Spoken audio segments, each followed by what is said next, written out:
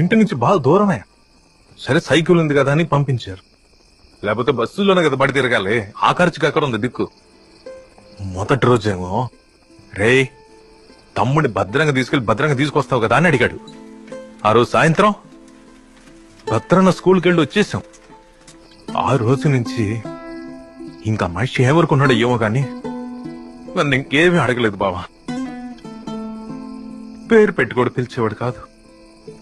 పెద్దోడు వచ్చాడా, పెద్దోడు భోజనం చేశాడా అని నేనంటే భలే నమ్మకం మనిషికి. అంత సింగ్ మనకి లేదు బావా. కానీ ఎప్పుడు అంటుంటాడంట మా అమ్మతో, కంగారే పడకు, ఎంత పెద్ద సమస్య వచ్చినా సరే పెద్దోడున్నాడు చూసుకుంటాడులే అని. ఆ సైకిల్ అయితే మొత్తానికి అన్నిటిని మార్చేసింది బావా. మా నాన్న సంపాదన, నా చదువు,